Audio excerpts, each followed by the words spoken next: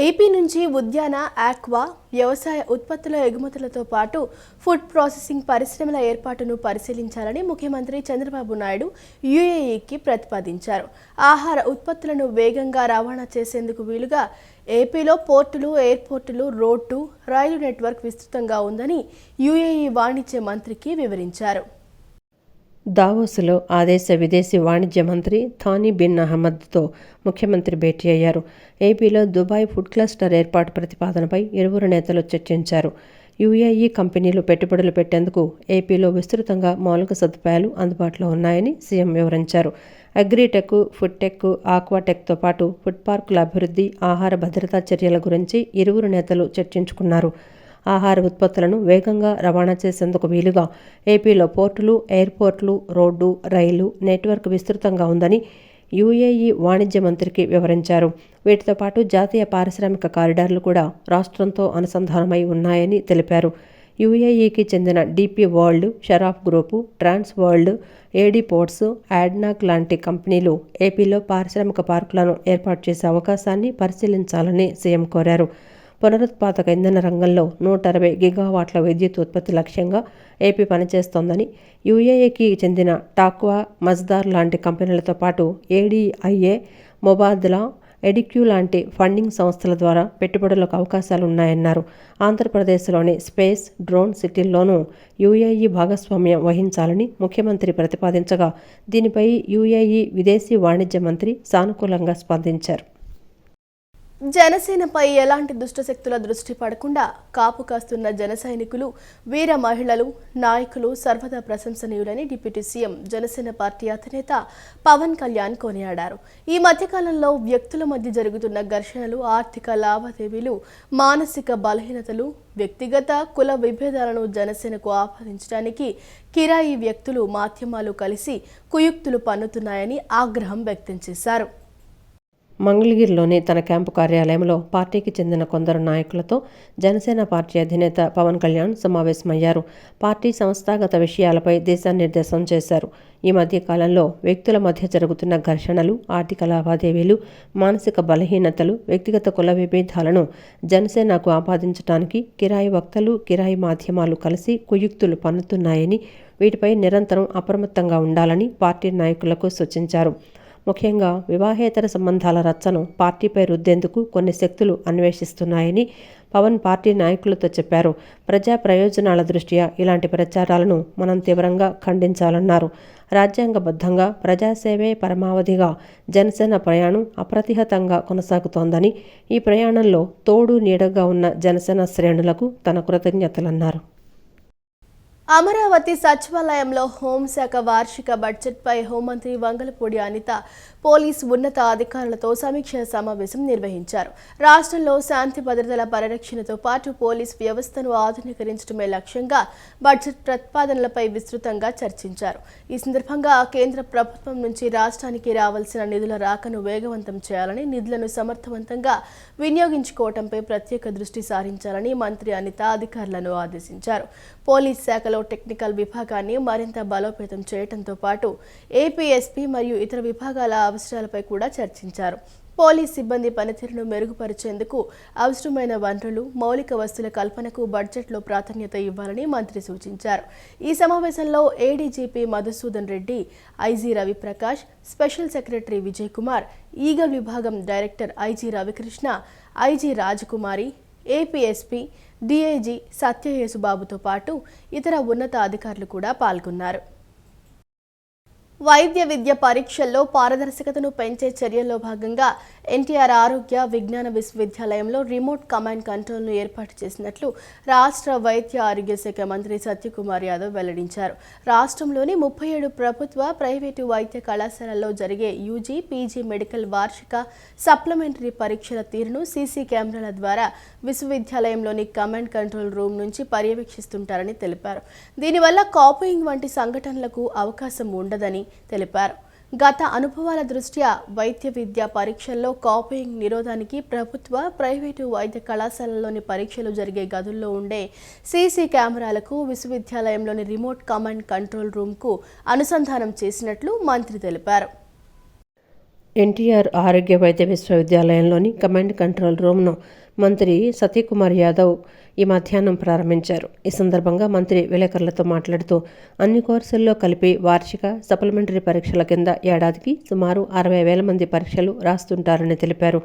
MBBS, PG పరీక్షల నుంచి దశల వారీగా డెంటల్, ఆయుర్వేద, హోమియో, నర్సింగ్, ఇతర కోర్సుల్లో చదివే విద్యార్థులకు నిర్వహించే పరీక్షలను సైతం రిమోట్ కమాండ్ కంట్రోల్ రూమ్ ద్వారా పర్యవేక్షిస్తామని వివరించారు. ప్రస్తుతానికి 5 వైద్య కళాశాలల్లో జరిగే పరీక్షల తీరును గమనించడం ప్రారంభించినట్లు తెలిపారు. కాలేజీల సంఖ్య క్రమంగా పెరుగుతోందన్నారు. ఈ రిమోట్ కమాండ్ కంట్రోల్ సెంటర్ ప్రస్తుతం ఉన్న విధానానికి అదనంగా ఉంటుందన్నారు.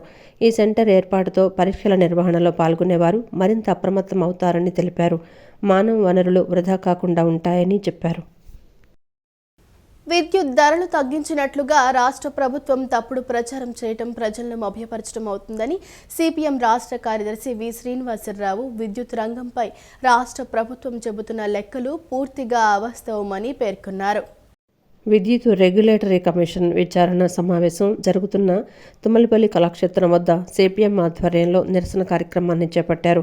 సిపిఎం రాష్ట్ర కార్యదర్శి వి శ్రీనివాసరావు మాట్లాడుతూ పెంచిన విద్యుత్ ఛార్జీలు తగ్గించాలని, డ్రాప్ ఛార్జీల రద్దు, స్మార్ట్ మీటర్లు తిరస్కరించాలని కోరుతూ సిపిఎం ఆధ్వర్యంలో ఆందోళన నిర్వహించామని, అనంతరం విద్యుత్ రెగ్యులేటరీ కమిషన్ వినతిపత్రాన్ని అందజేశామన్నారు. విద్యుత్ ధరలు తగ్గించినట్లుగా రాష్ట్ర ప్రభుత్వం తప్పుడు ప్రచారం చేయటం ప్రజలను మభ్యపరచడమే అవుతుందన్నారు. ప్రభుత్వ లెక్కలు పూర్తిగా అవాస్తవమైనవని ధ్వజమెత్తారు. గృహ వినియోగదారులకు ₹1.90 నుండి ₹5.19 పెంచి ఇప్పుడు 23 పైసలు తగ్గించామని చెప్పడం దుర్మార్గమన్నారు.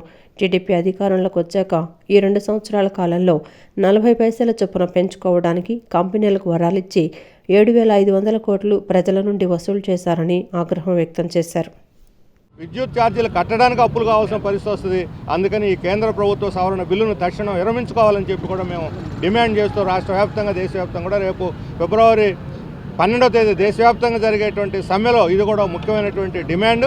దీన్ని ప్రజలందరూ కూడా ఈ డిమాండ్స్ మీద మద్దతును ఇవ్వాలి, ఆందోళనకు మద్దతు ఇవ్వాలని చెప్పి, అట్లాగే రెగ్యులేటరీ కమిషన్ కూడా ఈ భారాలని తొలగించి ఛార్జీలు తగ్గించాలని చెప్పి మేము డిమాండ్ చేస్తున్నాం. స్మార్ట్ మీటర్లను పెట్టడాన్ని పూర్తిగా తిరస్కరించాలని కోరుతున్నాం. డిస్కమ్కి మధ్య జరిగినటువంటి రహస్య ఒప్పందం ఉంది. ఆ రహస్య ఒప్పందం ఎప్పుడు బయట పెడతావో చెప్పు, ఎలా బయట పెడతావో చెప్పు, అది ఎందుకు దాస్తా ఉన్నావో చెప్పు. ఆ రహస్య ఒప్పందాన్ని బయట పెట్టేటువంటి దానికి చర్యలు తీసుకోవాలి. లేనట్లయితే సిపిఎం ఆధ్వర్యాన మొత్తం రాష్ట్ర వ్యాప్తంగా కూడా దీని మీద పెద్ద ఎత్తున ఉద్యమం చేపడతాం. గతంలో జరిగినటువంటి పరిస్థితి, గతంలో నీకు జరిగినటువంటి అజ్ఞాతవాసం 12 ఏళ్ల పరిస్థితి మళ్ళీ తిరిగి రాబోతా ఉంది. జాగ్రత్త అని చెప్పనేటువంటిది కూటమి ప్రభుత్వాన్ని, చంద్రబాబు నాయుడిని హెచ్చరిస్తా ఉన్నాం. ప్రపంచంలో భయోత్పాతాన్ని సృష్టించడానికి అమెరికా అధ్యక్షుడు డొనాల్డ్ ట్రంప్ అందరినీ భయపెడుతున్నాడని, పెత్తందారి పోకడ్ను తీసుకొస్తున్నాడని సిపిఐ జాతీయ కార్యదర్శి రామకృష్ణ విమర్శించారు. ప్రపంచం అమెరికాకు అణిగిమణిగి ఉండాలని చూస్తున్నాడని తెలిపారు. ఒకప్పుడు అలీన దేశాలకు నాయకత్వం వహించి సామ్రాజ్యవాదులకు వ్యతిరేకంగా నిలబడిన భారతదేశం నేడు అమెరికా ముందు సాగిలపడిందన్నారు. ఒక దేశ అధ్యక్షుడిని తీసుకోపోతే దాని గురించి ప్రధాని ఒక్క మాట మాట్లాడలేకపోయారని తెలిపారు. హనుమాన్పేటలోని దాసరి భవన్లో నిర్వహించిన విలేకరుల సమావేశంలో సిపిఐ జాతీయ కార్యదర్శి రామకృష్ణ మాట్లాడుతూ ఒకప్పుడు అలీన దేశాలకు నాయకత్వం వహించి సామ్రాజ్యవాదులకు వ్యతిరేకంగా నిలబడిన భారతదేశం నేడు అమెరికా ముందు సాగిలపడిందన్నారు. ఒక దేశాధ్యక్షుడిని తీసుకోపోతే దాని గురించి ప్రధాని ఒక్క మాట మాట్లాడలేకపోయాడని తెలిపారు. రష్యాతో ఆయిల్ కొనుగోలు చేయకూడదని ట్రంప్ హుకుం జారీ చేస్తున్నాడని దుయ్యబట్టారు. వీసా నిబంధనలను మార్చి భారతీయ విద్యార్థులను ఇబ్బందులు పెడుతుంటే భారతీయ ప్రధాని మాట్లాడలేని పరిస్థితిలో, ఖండించలేని పరిస్థితిలో ఉన్నాడని దీనిపై జాతీయ కౌన్సిల్లో చర్చించడం జరిగిందన్నారు. భారతదేశంలో నెలకొన్న రాజకీయ, సామాజిక పరిస్థితులపై చర్చించి 9 తీర్మానాలు చేశామన్నారు. భారతదేశ చరిత్రలో ఎన్నడూ లేని విధంగా రూపాయి విలువ ఇంత పతనం కాలేదని, 91.64 రూపాయలకు దిగజారితే ఆర్ఎస్ఎస్ మేధావులు నోరు మెదపటం లేదన్నారు. మోడీ ప్రభుత్వంలో $1 100 రూపాయలకు వెళ్తుందన్నారు. ఆర్థిక పరిస్థితి దిగజారుతోంది, రూపాయి విలువ పడిపోయింది, లక్షల కోట్ల రూపాయలు అప్పులు చేశారని అన్నారు. కార్పొరేట్లను పెంచి పోషిస్తున్నారని తెలిపారు. ఫెడరల్ వ్యవస్థను పూర్తిగా నాశనం చేశారన్నారు. ఇవాళ ప్రపంచంలో ఒక రకమైనటువంటి భయోత్పాతాన్ని క్రియేట్ చేయడానికి అమెరికా అధ్యక్షుడు డొనాల్డ్ ట్రంప్ ఇవాళ అందరినీ బెదిరిస్తూ ఉన్నాడు. అంటే మనం గతంలో కూడా సామ్రాజ్యవాదులు వారి దుశ్చర్యలు ఇవన్నీ గతంలో చూశాము. ఇవాళ మరీ తెగించి పరాకాష్ఠకు చేర్చే పద్ధతుల్లో ఒక దేశ అధ్యక్షుడిని, ఆ దేశ అధ్యక్షుడి యొక్క భార్యను కూడా కిడ్నాప్ చేసి వాళ్ళని తీసుకొని వచ్చి అమెరికన్ జైల్లో నిర్బంధించి అమెరికన్ చట్టాల ప్రకారం వాళ్ళని నేను ప్రాసిక్యూట్ చేస్తానని చెప్తా ఉన్నాడంటే మరి ఇటీవల కాలంలో మనం ఇలాంటి సంఘటన ఎక్కడా చూడలేదు. ఇలాంటి ఘోరమైన పరిస్థితులు ఇవాళ ప్రపంచంలో ఉన్నాయి. తర్వాత వారినే కాదు అందరినీ బెదిరిస్తూ ఉన్నాడు. ఇరాన్ని బెదిరిస్తూ ఉన్నాడు, అదేవిధంగా లాటిన్ అమెరికన్ కంట్రీస్ని బెదిరిస్తూ ఉన్నారు. ఆయిల్ ఎక్కడైతే ఉన్నాయో వాళ్ళ కంట్రీస్ని బెదిరిస్తూ ఉన్నాడు. పక్కనే ఉన్న కెనడా దేశాన్ని బెదిరిస్తూ ఉన్నాడు. చివరికి యూరోప్ ఖండాన్ని అంతా కూడా బెదిరిస్తూ ఉన్నాడు. వాళ్ళంతా దారి తప్పారు, వాళ్ళందరూ కూడా నా మాట వినాలి. డెన్మార్క్ను బెదిరిస్తూ ఉన్నాడు. అసలు ప్రతి దేశాన్ని కూడా బెదిరించే పద్ధతుల్లో చివరికి నాటో కూటమిలో ఉన్న దేశాలను కూడా బెదిరించే స్థాయికి వాళ్ళ ట్రంప్ దిగజారి ప్రవర్తిస్తూ ఉన్నాడు. ప్రపంచంలో ఒక పెత్తందారి పోకడలు ఆయన తీసుకొని వస్తూ ఉన్నాడు. రాజ్యాంగం మేము పంపిణీ చేస్తామంటే ఇది ఎవరి జాగీరు కాదని చెప్పేసి లోకేష్ బాబు గారు కూడా గుర్తు పెట్టుకోవాలని చెప్పేసి మేము కోరుతా ఉన్నాం. మేము అడుగుతూ ఉన్నాం, ఒక వైట్ పేపర్ ఈ 2 సంవత్సరాల కాలంలో మీరు ఎన్ని లక్షల ఎకరాల భూములు సమీకరించారు, ఆ లక్షల ఎకరాల భూముల్లో ఎన్ని వేల ఎకరాలు కార్పొరేట్ కంపెనీలకు మీరు అప్పగించారు, ఆ కార్పొరేట్ కంపెనీలు ఎన్ని ఉద్యోగాలను క్రియేట్ చేసింది, ఎంత ఉత్పత్తిని పెంచింది, దాని ద్వారా ప్రజలకు పెరిగినటువంటి జీవన ప్రమాణాలు ఆదాయం ఏంటో ఒక వైట్ పేపర్ను రాష్ట్ర ప్రభుత్వం సబ్మిట్ చేయాలని చెప్పేసి సిపిఐగా మేము విజ్ఞప్తి చేస్తాం. పోలీస్ శాఖ, రవాణా శాఖ కృషి వల్ల ఎన్టీఆర్ జిల్లాలో 20% ప్రమాదాలను, 20% మరణాలను, 18% గాయాలను నివారించగలిగామని joint transport commissioner A Mohan తెలిపారు. మానవ తప్పిదాలు అయిన helmet, seat belt, cell phone driving వల్ల జరిగే ప్రమాదాలను గుర్తించి గత ఏడాది 85 మంది ప్రమాదాలను నివారించామని అన్నారు. 37వ జాతీయ రహదారి భద్రతా మాసోత్సవాలలో భాగంగా the Krishna district lorry owners association, model driving training institute and research centre ఆధ్వర్యంలో రహదారి భద్రతా వారోత్సవాల ప్రారంభోత్సవ కార్యక్రమం విజయవాడ బెంచ్ సర్కిల్ సమీపంలోని సంఘం కార్యాలయంలో నిర్వహించారు. ఈ కార్యక్రమానికి అతిథులుగా విచ్చేసిన joint transport commissioner A Mohan, traffic ACP Vamshidhar Goud, AP lorry యజమానుల సంఘం ప్రధాన కార్యదర్శి వైవి ఈశ్వరరావు, ఎన్టీఆర్ జిల్లా అధ్యక్షులు నాగమోతు రాజా రహదారి భద్రత, ట్రాఫిక్ సిగ్నల్స్కు సంబంధించి రూపొందించిన కరపత్రాలను ఆవిష్కరించారు. అంతకుముందు రహదారి భద్రతపై బుర్రకథను ప్రదర్శించారు. ఈ సందర్భంగా జాయింట్ ట్రాన్స్పోర్ట్ కమిషనర్ మోహన్ మాట్లాడుతూ పోలీసు శాఖ, రవాణా శాఖ కృషి వల్ల ఎన్టీఆర్ జిల్లాలో 20% ప్రమాదాలను, 20% మరణాలను, 18% గాయాలను నివారించగలిగామన్నారు. రాష్ట్ర వ్యాప్తంగా చూసుకుంటే అంతకుముందు సంవత్సరం 16,898 ప్రమాదాలు జరిగితే గత సంవత్సరం 16,991 ప్రమాదాలు జరిగాయని, 0.5% ప్రమాదాలు పెరిగాయన్నారు. 5 నుంచి 6% పెంపుదల నుంచి 0.5% పెంపుదలకు తీసుకొచ్చామన్నారు. మరణాల సంఖ్య చూసుకుంటే అంతకుముందు సంవత్సరం 7,487 మంది, ఈ సంవత్సరం 7,785 మంది చనిపోయారని తెలిపారు. ఎన్టీఆర్ జిల్లాలో 1,141 ప్రమాదాలు, 929 ప్రమాదాలకు తగ్గించామని, మృతుల సంఖ్య 393 నుంచి 319కి తగ్గించామన్నారు.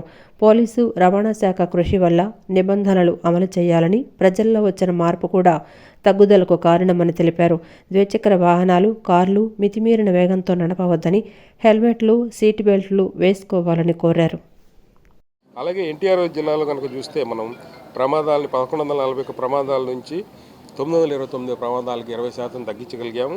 అలాగే డెత్స్ను కూడా 393 నుంచి 319 వరకు మనం ఆల్మోస్ట్ ఒక 20% డెత్స్ని తగ్గించగలిగాము. అట్లాగే ఇంజూరీ అయిన వాళ్ళ సంఖ్య 1085 నుంచి 911కి, అంటే దాదాపు 16% తగ్గించగలిగాం. ఇది రవాణా శాఖ, పోలీసు శాఖ చేసినటువంటి కృషి వల్ల, లేకుంటే ప్రజల్లో వచ్చినటువంటి హెల్మెట్ పెట్టుకోవాలి, సీట్ బెల్ట్ పెట్టుకోవాలి నిబంధనల మీద ఖచ్చితంగా అమలు చేయడం వల్ల ఈ యొక్క రిజల్ట్స్ మనం చూడగలుగుతున్నాం. కాబట్టి ఇంకా కూడా ప్రతి సంవత్సరం కూడా మన ప్రజలందరికీ చెప్తున్నాం, కంపల్సరీగా మీరు హెల్మెట్ ధరించండి, కార్లో వెళ్ళే వాళ్ళైతే సీట్ బెల్ట్ ధరించండి. ఎట్టి పరిస్థితుల్లో కూడా సెల్ ఫోన్ని డ్రైవింగ్ని, అట్లాగే డ్రంక్ అండ్ డ్రైవింగ్ చేయొద్దని చెప్తున్నాం. అట్లాగే ఓవర్లోడింగ్, ట్రిపుల్ రైడింగు, లేకుంటే ఆటోల్లో ఓవర్లోడింగ్ చేయడము, అట్లాగే అన్ని ప్రమాదాలకి మూల కారణమైనటువంటి స్పీడ్ లిమిట్లను కూడా మనము మరి మోటార్ సైకిల్స్ అయితే స్పీడ్ లిమిట్ ఓన్లీ 60 కిలోమీటర్లే, కానీ అందరూ 100 నుంచి 120 కిలోమీటర్ల స్పీడ్లో వెళ్తున్నారు. ప్రజల్లో అవగాహన పెంచడానికి కోసం ఇలాంటి కార్యక్రమాలు జరిపిస్తున్నందుకు నెక్స్ట్ మనకి ఇప్పుడు ఇమ్మీడియట్గా ఉండేది ఏమంటే మనకు వెస్ట్ బైపాస్ స్టార్ట్ అయిపోయింది. మన లారీలన్నీ కూడా మన కాజా టోల్ గేట్ నుంచి ప్రస్తుతానికి ఒక సైడ్ స్టార్ట్ అయింది, అటు డైవర్ట్ చేస్తున్నాం. ఇప్పుడు మన ఆటో నగర్కు రావాల్సిన లారీల గురించి కొద్దిగా ఇది ఉంది, వాటి పరిస్థితి ఏమని ఇంకో 15 రోజుల్లో ఇంకో బైపాస్ కూడా అందుబాటులోకి వస్తుందంటున్నారు. వాటి టైమింగ్స్ గురించి వాటి గురించి మళ్ళీ ఒకసారి ఆటో నగర్కు రాకపోకలు వేళల గురించి మనం మళ్ళీ ఒకసారి కూర్చొని అక్కడ సైడ్ బోర్డు పెట్టడం, స్పీడ్ కంట్రోల్ చేయడానికి ఏదైనా స్పీడ్ బ్రేకర్లు వేయడం, ఇవన్నీ కూడా మా వంతు మేమంతా కూడా అంతిమ లక్ష్యం ఒక యాక్సిడెంట్ అవ్వకూడదు, మనిషి చచ్చిపోకూడదు ఆ ఉద్దేశం. దానికి మీ ట్రాన్స్పోర్ట్ డిపార్ట్మెంట్ కూడా ఇంత ఈ లారీ యూనియన్ ఆఫీస్ వాళ్ళు కూడా ఇంతలా చేస్తున్నారంటే కనుక మీకు చాలా ఖర్చుతో కూడుకున్న పని అయినప్పటికీ కూడా చేస్తున్నారు. మీ అందరినీ కూడా పర్టికులర్గా అభినందిస్తున్నాను. అట్లాగే నా వంతు నా రిక్వెస్ట్ ఏంటంటే కనుక ఈ 4 రోజులు కాకపోతే ఏదో వారానికి ఒకసారి 10 రోజులకు ఒకసారి మీ ఓపికను బట్టి 4 ఒకసారి ఏదో ఒక చిన్న ప్రోగ్రామ్ బెంచ్ సర్కిల్ దగ్గర కామన్గా మీ అందరూ ప్రతిరోజు దాటేది అదే కాబట్టి ఏదో ప్రోగ్రామ్ పెడితే పబ్లిక్ అందరికీ కూడా మనం 1000 మంది బెంచ్ సర్కిల్ ఆగితే కనీసం ఒక 20 మంది 30 మంది ఆగినా మీరు చేసి మాటల వల్ల మీరు చేసి ఈ పనుల వల్ల మారుతారని చెప్పేసి మన అందరి తాపత్రయం. బ్యాంకు ఉద్యోగులకు వారానికి 5 రోజులు పనిదినాలు అమలుపై 2023 చర్చల్లో రాతపూర్వకంగా అంగీకరించి అమలు చేయకుండా 2 సంవత్సరాల నుంచి కేంద్ర ప్రభుత్వం వద్ద పెండింగ్లో పెట్టారని United forum of bank unions నేతలు తెలిపారు. దీనికి సంబంధించి 2025 మార్చిలో సమ్మెకు వెళ్లాలని, జనవరిలో సమ్మె నోటీసు ఇచ్చామని, సెంట్రల్ లేబర్ కమిషన్ వద్ద 9 నెలల నుంచి చర్చలు కొనసాగుతూనే ఉన్నాయన్నారు. అందువలనే తాము నెలన్నర నుంచి ఆందోళన కార్యక్రమాలు చేస్తున్నామని తెలిపారు. ఈ నెల 27న అన్ని రంగాల బ్యాంకులు కలిసి దేశవ్యాప్తంగా సమ్మె చేస్తున్నామని చెప్పారు.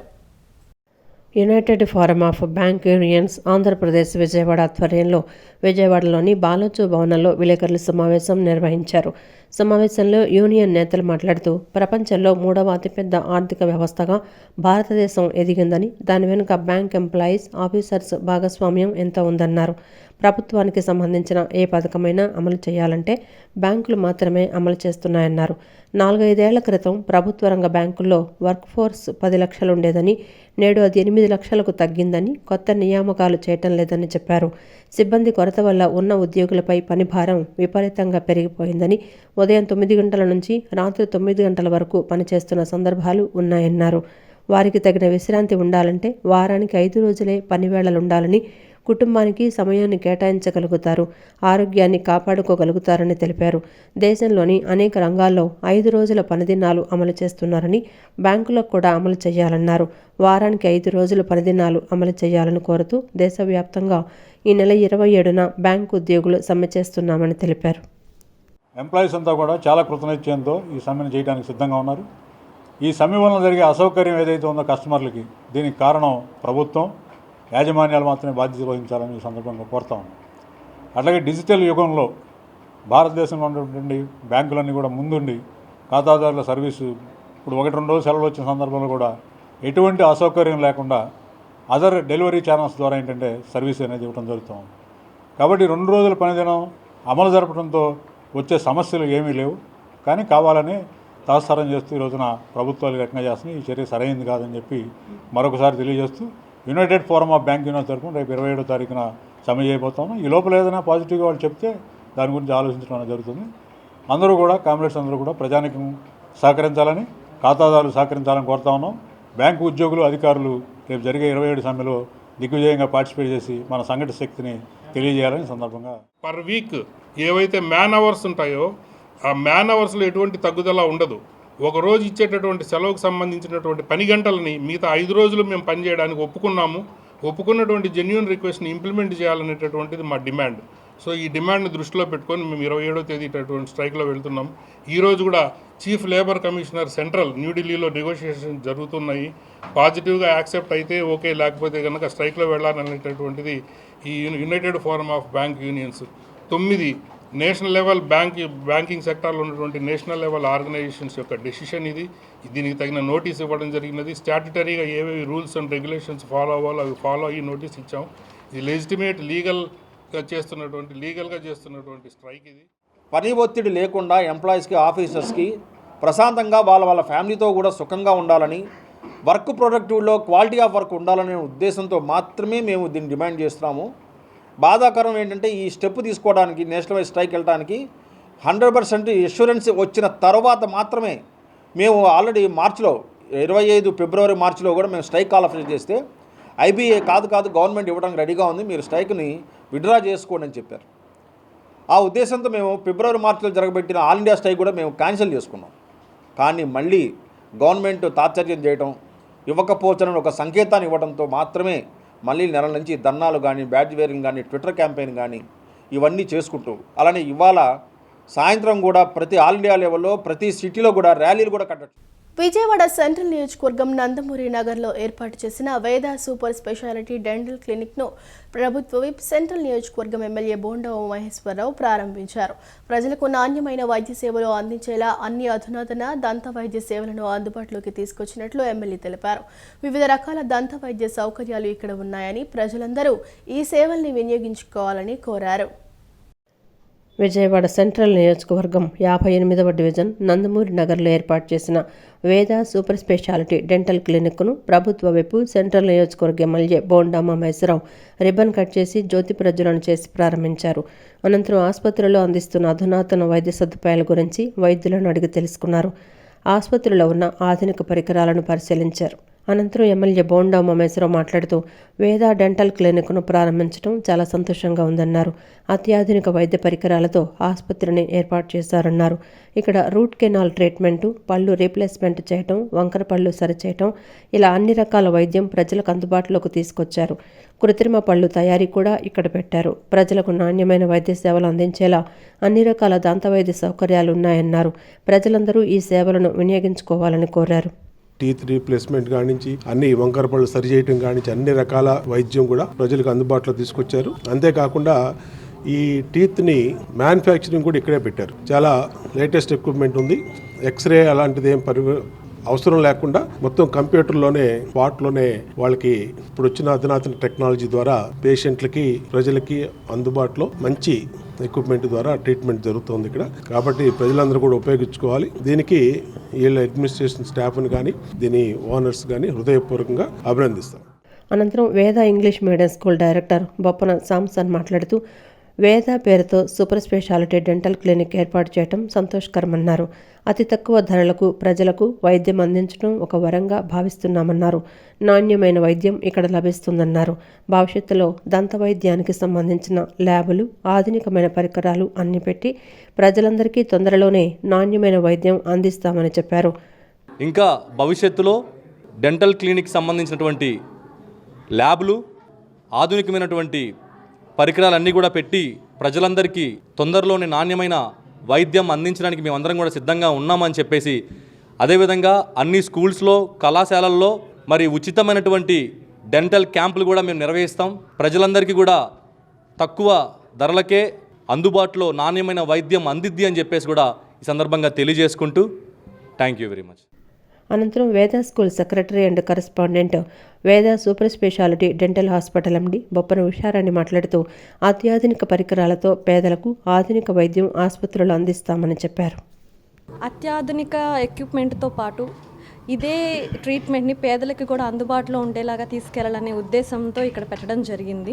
రూట్ కెనాల్స్ దగ్గర నుంచి టీత్ సంబంధించిన క్లిప్స్ కానీ, ల్యాబ్లో అన్నీ ఇక్కడే టీత్ మేకింగ్ కానీ మొత్తం ఇక్కడే జరుగుతుంది. ముఖ్యంగా పేదలకు అందుబాటులో ఉండాలి ఈ ట్రీట్మెంట్స్ అన్నీ అనేవి ఉద్దేశంతో పెట్టడం జరిగింది. దానికి రఘునాథ్ రెడ్డి గారు మాకు చాలా సపోర్ట్ చేశారు. ఇక్కడికి విచ్చేసి మమ్మల్ని ఆశీర్వదించిన బోండోమ్మ గారికి హృదయపూర్వక ధన్యవాదాలు తెలుపుకుంటున్నాము. మీ అందరూ సపోర్ట్ చేయాలని మనస్ఫూర్తిగా కోరుకుంటున్నాము. Thank you. భారతదేశంలో SIR revision of electoral reforms వల్ల వలసల కార్మికులు, మైనార్టీలు, ముఖ్యంగా మహిళలను ఓట్ల జాబితా నుంచి అసంబద్ధంగా తొలగిస్తున్నారని భారత జాతీయ మహిళా సమాఖ్య జాతీయ కార్యదర్శి శాంతి తెలిపారు. ఎలక్టోరల్ రివిజన్ ప్యాటర్న్ను తాము అధ్యయనం చేశామని, మహిళా ఓటర్ల పేర్లను అసంబద్ధంగా తొలగించడం జరుగుతోందని అన్నారు. భారత జాతీయ మహిళా సమైక్య జాతీయ కౌన్సిల్ 2 రోజుల సమావేశాలు గవర్నర్పేటలోని ఐఎంఏ హాల్లో నేటి నుంచి ప్రారంభమయ్యాయి. జాతీయ అధ్యక్షురాలు సైదా సాహిద్దిన్ హమీద ప్రారంభించారు. సమావేశంలో జాతీయ కార్యదర్శి శాంతి మాట్లాడుతూ మహిళలపై ప్రభావితమవుతున్న జాతీయ, అంతర్జాతీయ అంశాలపై సమావేశంలో చర్చించామన్నారు. పాలస్తీనాలో చిన్నపిల్లలు, మహిళలే ఎక్కువ మంది బాధితులున్నారని, పాలస్తీనాపై జరిగిన దాడుల్లో వేలాది మంది పిల్లలు, మహిళలు చనిపోయారని చెప్పారు. అందుకని తాము వారికి అండగా నిలబడుతున్నామని చెప్పారు. అగ్రరాజ్యం అమెరికా అన్ని దేశాలపై పెత్తనం చెలాయించాలని చూస్తోందని, వెనుజులా అధ్యక్షుడు అతని భార్యను అరెస్టు చేసి అక్రమంగా నిర్బంధించిందని అది కరెక్ట్ కాదన్నారు. భారతదేశంలో SIR revision of electoral reforms వల్ల వలసల కార్మికులు, మైనార్టీలు, ముఖ్యంగా మహిళలను ఓట్ల జాబితా నుంచి అసంబద్ధంగా తొలగిస్తున్నారని తెలిపారు. ఎలక్టోరల్ రివిజన్ ప్యాటర్న్ను తాము అధ్యయనం చేశామని, మహిళా ఓటర్ల పేర్లను అసంబద్ధంగా తొలగించడం జరుగుతోందన్నారు. ఎస్ఐఆర్ను సవరణ చేయాలని, మహిళా ఓటర్లను చేర్చాలని కోరారు. మహాత్మాగాంధీ జాతీయ గ్రామీణ ఉపాధి హామీ చట్టం రద్దు చేయటాన్ని వ్యతిరేకిస్తున్నామని తెలిపారు. More than the name, the concept. Previously it was demand driven. Now it is only if the jobs are available they can do it, and there is no guarantee. Just simply increasing date from 100 to 125 is just jumla only. It's not going to work, because even when there are 100 days, it was not given for 100 days.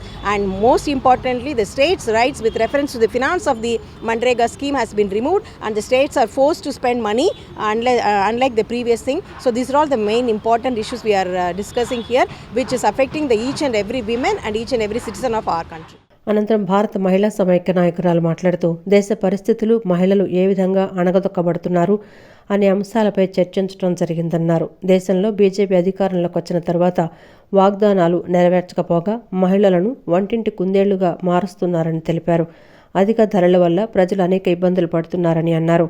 మహిళా రక్షణ చట్టాలను కఠినంగా అమలు చేయటం లేదన్నారు. రోజు రోజుకి మహిళల మీద జరుగుతున్న అత్యాచారాల కంట్రోల్కు చట్టాలు సక్రమంగా ఇంప్లిమెంట్ చేయకపోగా దోషులను రక్షించి వాళ్ళని చరిత్రలో గనులుగా కీర్తించే పరిస్థితి, దండలేసి ఊరేగించే పరిస్థితి బీజేపీ ప్రభుత్వంలో జరుగుతున్న విధానాన్ని కూడా నిరసిస్తూ భవిష్యత్తులో కార్యాచరణ రూపొందించుకోబోతా ఉన్నాం. రానున్న కాలంలో ఈ ప్రభుత్వ విధానాలు ఏవైతే మహిళల పాలన శాపంగా మానే వాటన్నిటి మీద లౌకిక ప్రజాస్వామ్య పరిరక్షణ కోసం కట్టుబడే విధంగా ప్రభుత్వాలు ఉండాలనే తీర్మానంతో ముందుకు పోతా ఉన్నాం. మహిళా రిజర్వేషన్ను తక్షణ అమలు చేయాలని కోరుతూ కూడా పోరాటాలకు సమాయత్తం అవుతున్నాం. అమెరికా కీలుబొమ్మ ప్రభుత్వాలను ప్రపంచ దేశాలలో స్థాపించాలని, తన పెత్తనాన్ని ప్రపంచం మీద రుద్దాలని, దానికి వ్యతిరేకంగా ఉన్న వెనుజులాపై దాడి చేయటం, అధ్యక్షుడు అతని భార్యను కిడ్నాప్ చేయటం జరిగిందని సిఐటియు జిల్లా అధ్యక్షుడు ఏ వెంకటేశ్వరరావు విమర్శించారు. ట్రంప్ అంతర్జాతీయ న్యాయ సూత్రాలు గాని, ఐక్యరాజ్య సమితి నిబంధనలు గాని పెడచెవిన పెట్టి ఈరోజు ప్రపంచంలో ఒక యుద్ధ వాతావరణం తీసుకొచ్చాడని అన్నారు. అమెరికా అధ్యక్షుడు ట్రంప్ వెనుజులాపై దాడి చేసిన అధ్యక్షుడు మధురో ఆయన భార్యను అరెస్టు చేయటాన్ని, అమెరికాలో బంధించటాన్ని నిరసిస్తూ WFTU పిలుపు మేరకు కార్మిక సంఘాల ఆధ్వర్యంలో ధర్నా చౌక్లో ధర్నా నిర్వహించారు. సిఐటియు ఎన్టీఆర్ జిల్లా కార్యదర్శి కె దుర్గారావు, ఏఐటియుసి నగర కార్యదర్శి ఎం సాంబశివరావులు ధర్నా కార్యక్రమానికి అధ్యక్షత వహించారు. ఈ ధర్నాను ఉద్దేశించి సిఐటియు జిల్లా అధ్యక్షుడు ఏ వెంకటేశ్వరరావు మాట్లాడుతూ, ఏఐటియుసి రాష్ట్ర ప్రధాన కార్యదర్శి వెంకట సుబ్బయ్య మాట్లాడుతూ, యుద్ధాలు వస్తే ప్రపంచం, ప్రజల యొక్క ఆర్థిక స్థితిగతులు తలకిందులవుతాయన్నారు. కార్మిక హక్కులు, చట్టాలు ఉల్లంఘించబడతాయని, మొత్తం ప్రజా జీవనం అస్తవ్యస్తం అవుతుందన్నారు. ఇటువంటి నేపథ్యంలో కార్మిక వర్గం యుద్ధానికి వ్యతిరేకంగా పెద్ద ఎత్తున నిలబడాలని ఆయన కోరారు. మన దేశంలోని నరేంద్ర మోడీ ప్రభుత్వం అలీన విధానానికి తోట్లు పొడుస్తూ అమెరికన్ సామ్రాజ్యవాదానికి, ట్రంప్కి దాసోహం అన్నట్లుగా వ్యవహరిస్తోందని చెప్పారు. అలాగే భారతదేశ కార్మిక వర్గాన్ని బానిసలుగా మార్చే 4 లేబర్ కోడ్లను ప్రభుత్వం అమలు చేయడం కోసం పూనుకుందన్నారు. కాబట్టి వీటికి వ్యతిరేకంగా ఫిబ్రవరి 12న జరిగే దేశవ్యాప్త సమ్మెలో మొత్తం కార్మిక వర్గాన్ని విధుల్లో తీసుకురావాలని ఆయన కోరారు. ఇప్పటికే రష్యా ఉక్రెయిన్ మధ్య యుద్ధం జరుగుతూ ఉంది, ఇజ్రాయేల్ గాజా మధ్య యుద్ధం జరుగుతూ ఉంది, ఇతర అనేక దేశాల మధ్య యుద్ధాల వల్ల ఈరోజు ప్రపంచంలో ఆర్థిక మాంద్యం వచ్చి ఉద్యోగాలు పోతున్నాయి, ధరలన్నీ పెరుగుతున్నాయి, ప్రజల మీద, కార్మికుల మీద పెద్ద ఎత్తున భారాలు పెరుగుతున్నాయి. ఈ నేపథ్యంలో ప్రపంచం మొత్తం శాంతిగా ఉండాలి, యుద్ధం వద్దు అని కార్మిక వర్గం ముక్త కంఠంతో డిమాండ్ చేస్తూ ఉంది. అమెరికా వెంటనే మధురోని ఆయన భార్యను విడుదల చేయాలని కార్మిక సంఘాలుగా మేము డిమాండ్ చేస్తాం. అమెరికా ఇప్పటికైనా ఆ దేశ అధ్యక్షుడిని విడుదల చేయాలని చెప్పేసి డిమాండ్ చేస్తున్నా. ఇప్పటికే రష్యా కానీ, ఉక్రెయిన్, మిగిలిన దేశాల అధ్యక్షులు కూడా డిమాండ్ చేస్తున్నారు అమెరికా మీద. ట్రంప్ నువ్వు వెంటనే విడుదల చేయాలని చెప్పేసి కూడా డిమాండ్ చేస్తున్నాయి. అందులో భాగంగానే కార్మిక సంఘాలుగా కూడా ఆంధ్ర రాష్ట్రంలో మధురని వెంటనే విడుదల చేయాలని చెప్పేసి కార్మిక సంఘాలుగా డిమాండ్ చేస్తున్నాం. కొత్తూరు తాడేపల్లిలోని శ్రీ మణికాంత్ ఆధ్యాత్మిక యాగక్షేత్రంలో గత 4 రోజుల నుంచి నిర్వహిస్తున్న శ్రీ హనుమాన్ చాలీసా పారాయణం మహోత్సవం నేడు పూర్ణాహుతి కార్యక్రమంతో ముగిసింది.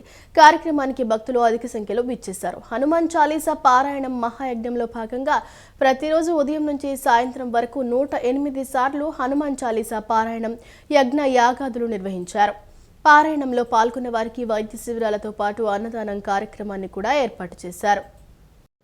కొత్తూరు తాడేపల్లిలోని శ్రీ మణికాంత్ ఆధ్యాత్మిక యాగక్షేత్రంలో గత 4 రోజుల నుంచి నిర్వహిస్తున్న శ్రీ హనుమాన్ చాలీసా పారాయణ మహోత్సవం నేడు పూర్ణాహుతి కార్యక్రమంతో ముగిసింది. ఈ కార్యక్రమానికి మాజీ ఎమ్మెల్యే మల్లాది విష్ణు ముఖ్య అతిథిగా విచ్చేశారు. ఋత్వికులతో కలిసి పూర్ణాహుతిలో పాల్గొన్నారు. అనంతరం ఆయన మాట్లాడుతూ గత 4 రోజుల నుంచి హనుమాన్ చాలీసా పఠనం చేశారని నేడు పూర్ణాహుతితో ముగిసిందన్నారు. ఈ మాసం స్వామివారికి అత్యంత ప్రీతికరమైన మాసమని ఈ మాసంలో దేవుళ్లకు ఇలాంటి శుభకార్యక్రమాలు నిర్వహించడం సంతోషకరమన్నారు. స్వామి రూపేష్ చాలా చక్కగా మంత్రోచ్చారణ చేశారని, ఆంజనేయ కీర్తనలు 108 సార్లు 108 రకాలుగా పాడటం జరిగిందన్నారు. వైద్య శిబిరాలు, అన్నదాన కార్యక్రమాలు నిర్వహించడం విశేషమన్నారు. ఆంజనేయ స్వామికి సంబంధించినటువంటి శర్మ గారు నున్న చుట్టుపక్కల ఉన్నటువంటి భక్తులందరూ కూడా కలిసి పదే పదే ఈ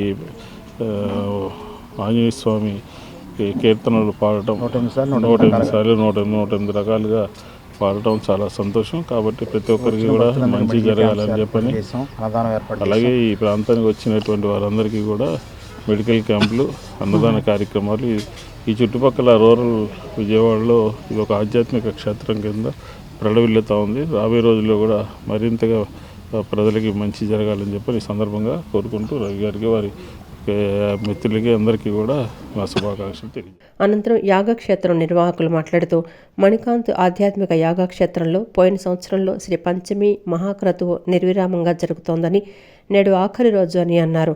హనుమాన్ చాలీసా పారాయణం మహాయజ్ఞంలో భాగంగా ప్రతిరోజు ఉదయం నుంచి సాయంత్రం వరకు 108 సార్లు హనుమాన్ చాలీసా పారాయణం డాక్టర్ రవికుమార్ ఆధ్వర్యంలో, హనుమాన్ ఉపాసకులు పుండరీక వరదానంద స్వామి ఆధ్వర్యంలో యజ్ఞ యాగాదులు నిర్వహించారన్నారు.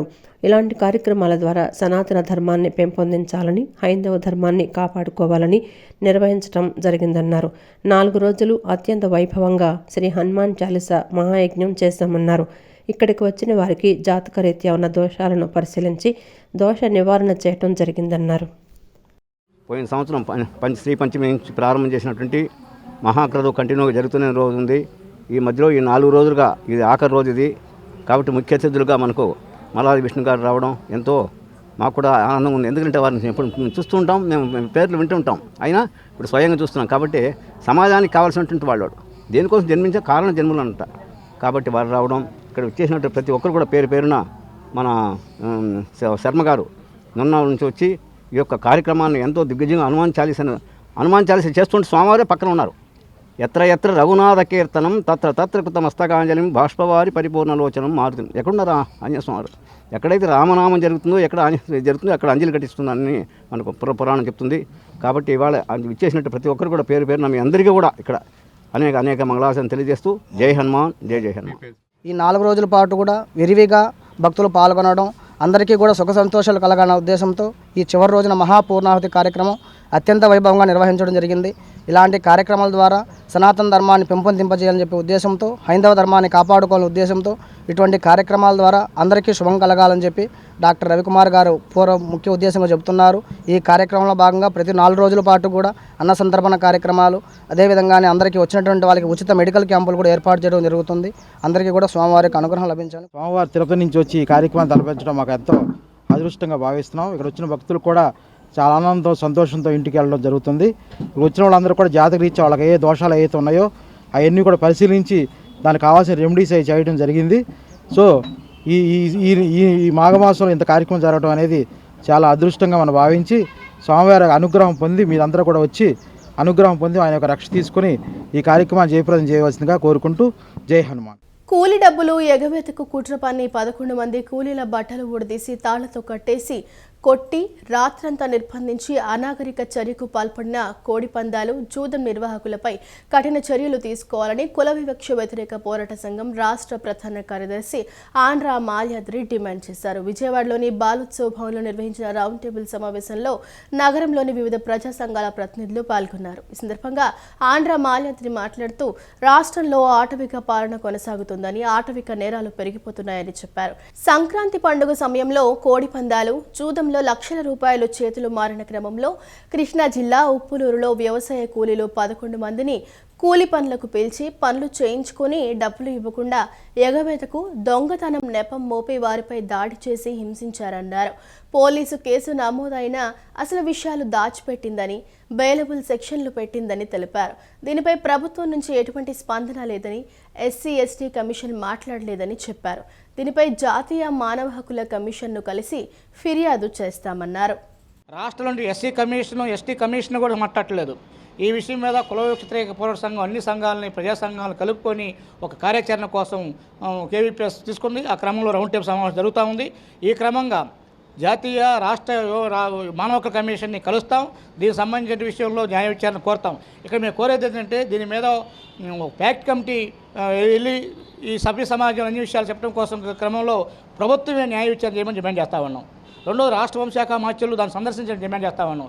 ఈ యొక్క సమస్యల మీద ప్రభుత్వం కనుక స్పందించకపోతే ఈరోజు దళిత గిరిజన ప్రజా సంఘాలుగా కార్యాచరణకి పూనుకుంటూ ఆ కార్యాచరణలో రాష్ట్ర వ్యాప్తంగా ఉద్యమం చేస్తామని చెప్పి తెలియజేస్తా ఉన్నాం. ఈ వార్తలు ఇంతటితో సమాప్తం. నమస్కారం.